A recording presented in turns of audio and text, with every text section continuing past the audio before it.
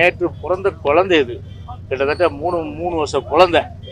இந்த குழந்தை பார்த்து 52 வருஷம் பெரிய அளவுக்கு அனுபவம் பெற்ற அனுபவசாலி, பெரிய அளவுக்கு இருக்கின்ற ஒரு ஆலமரம் போல இருக்கின்ற இயக்கத்தை அழிக்காம ஒழிக்காமடும்னா இன்னைக்கு விரக்தி. ஒரு மாபெரும் இயக்கம் அனைத்து இந்திய அண்ணா திராவிட முன்னேற்ற கழக இயக்கம்.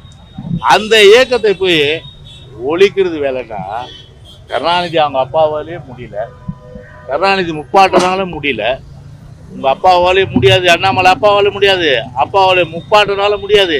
அனைத்து இந்திய அண்ணா திராவிட முன்னேற்ற கழகத்தை தொட்டு பார்த்தால் அவன் கெட்டு போனவனாக தான் நிச்சயமா இருப்பான். இந்த வாய்ஜாலம், இந்த உதாறு, இந்த சவால் விடுறது, இதெல்லாம் பேச்சோட தான் உங்களுக்கு அடங்கும்.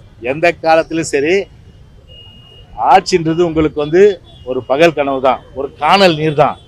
கோட்டை பக்கமே வர முடியாது. அதோட ஒரு எம்எல்ஏ சீட்டு கூட உங்களால் ஜெயிக்க முடியாது.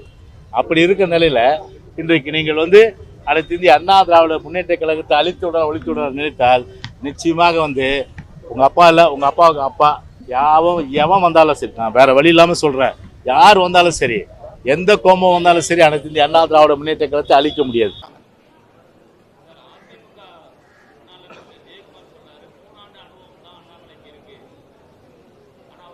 ஆமாங்க ஐயா, ஒத்துக்கிறேங்க ஐயா. 3 ஆண்டு தான் இருக்கு. அதில் அவர் சொன்னது அண்ணன் நியாயமா தான் சொல்லியிருக்காரு, எந்த தப்பு இல்லை.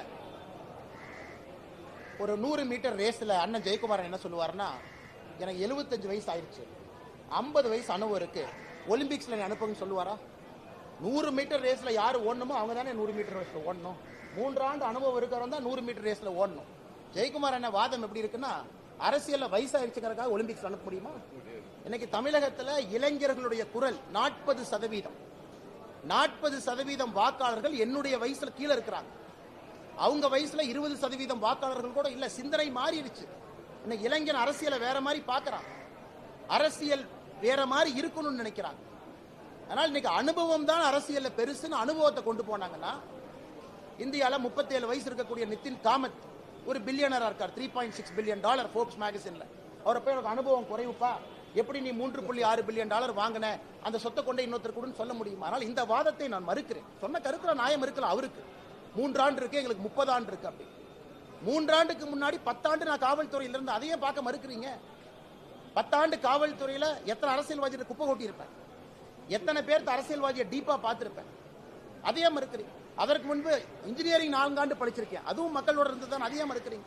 லக்னோவில் 2 ஆண்டுகள் MBA படிச்சிருக்கேன், அதையே வேண்டாங்கிறீங்க. 10 ஆண்டுகள் கிராமத்துல மம்முட்டி பிடிச்சி தண்ணி பாய்ச்சிருக்கேன், பால் கறந்திருக்கேன், சாணி எடுத்திருக்கேன், விடிய அப்பாவோட தோட்டத்துல போய் தண்ணி கட்டியிருக்கேன், அதையே மறுக்கிறீங்க? அதுவும் அனுபவம் தானே. 10-15 ஆண்டுகள் விவசாயியாக இருந்திருக்கின்றேன், மாணவனாக இருந்திருக்கின்றேன், காவல்துறை அதிகாரியாக இருந்திருக்கின்றேன். இவ்வளவு செஞ்சிருக்க, இதெல்லாம் அனுபவம் இல்லை. அரசியல்னா கிளை தலைவரா ஒரு வெள்ளை வேட்டியை கட்டிக்கிட்டு வெள்ளை சட்டையை போட்டுக்கிட்டு கும்பிடு போட்டுக்கிட்டு அப்படியே எலெக்ஷனுக்கு பணம் கொடுத்தா தான் அரசியல்வாதியா? அது அவருடைய பாணியில் அரசியல்வாதியாக இருந்த அனுபவம் என்றால் இது இல்லைன்னு நான் சொல்றேன். ஆனால் அவர் ஓட்டப்பந்தயத்துக்கு போவாரா? நாளைக்கு மோடி ஐயாக்கு ஃபோன் பண்ணி, அண்ணா எங்க தலைவர் 70 வயசு ஆயிடுச்சு, பொதுச் செயலாளர், அவருக்கு அரசியல் அனுபவம் தமிழ்நாட்டில் அதிகண்ணே, அதனால் 100 மீட்டர் ஓட்டப்பந்தயத்துக்கு அனுப்புன்னு சொல்ல முடியுமா? அனுபவம் எங்க தேவையோ அனுபவம் இருக்கலாம். இன்னைக்கு உலகத்தில் இருக்கக்கூடிய தலைவர்களை பாருங்க. ஜேவியர் மேலி, அர்ஜென்டினா, வயசு என்னங்கண்ணா? இதுக்கு முன்னாடி ரிஷி சுனக் இருந்தாங்க, வயசு என்னன்னா? உலகம் முழுவதும் இருக்கக்கூடிய தலைவர்கள் பாருங்க. இட்டலியில பாருங்க, வயசு என்ன? பிலோ 35 இன்னைக்கு வட அமெரிக்கால அதிபர்களாக இருக்கிறாங்க. இன்னைக்கு பங்களாதேஷ் இருக்கக்கூடிய இன்ட்ரியம் அட்மினிஸ்ட்ரேஷன் இருக்கக்கூடிய 21-22 வயசு பசங்க மாணவர்கள் 3 அமைச்சரவை பொறுப்பை நிர்வகிக்கிறாங்க. அதனால் இன்னும் அவங்க அந்த காலத்தில் உட்கார்ந்து இருக்கிற மாதிரி 70 வயசு 60 வயசுனா இந்தியா மாறிடுச்சு. அவர்களுக்கு புரிவதற்கு நேரமாகும், வரும்பொழுது அவர்கள் புரிந்து கொள்வார்.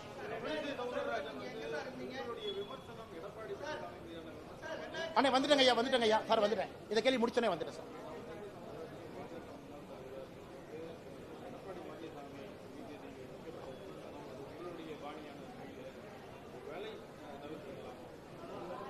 எல்லாருக்குமே ஒரு கருத்து இருக்குமாண்ணா?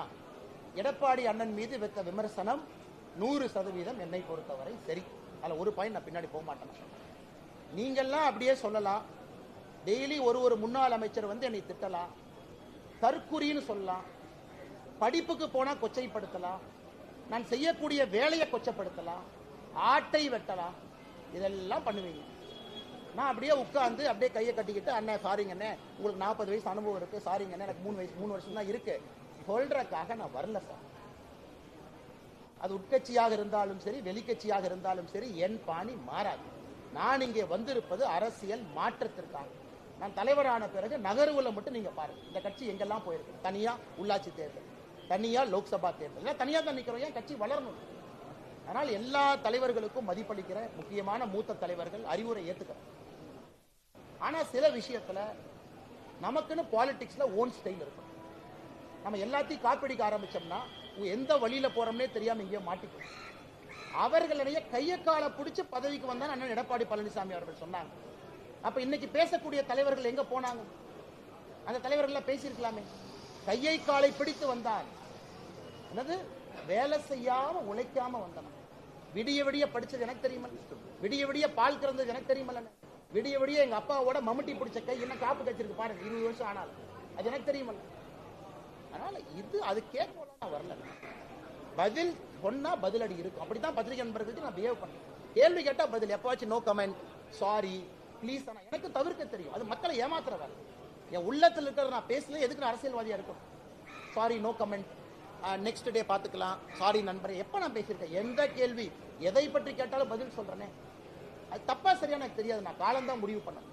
அதனால அண்ணன் எடப்பாடி பழனிசாமி அவர்கள் என்ன பேசுறாங்க? அதிமுகவுடைய அமைச்சர்கள் இன்னைக்கு கையா முய்யோ நேற்று வந்து கும்பிடுறாங்க. என் உருவபொம்மையை தொலாய் எரிக்கிறாங்க. அவங்கள எங்க போனாங்க இத்தனை நாள்? ஆபாசமா நீங்க பேசுவீங்க, நான் திரும்ப அதே பாணியில் நான் பேசினா கோவம் வந்துடும். ஏன் கோவம் இருக்கு? சரி, 70 வயசு இருக்கக்கூடியவர் சொல்றாரு அரசியல் அனுபவம் எங்களுக்கு இருக்குன்னு. ஜெயக்குமார் என்ன சொல்றாரு? 70 வயசு இருக்கக்கூடிய மனிதர் எடப்பாடி என்ன பேசின பேச்சு சரியா? 39 வயசு அண்ணாமலை விடுங்க.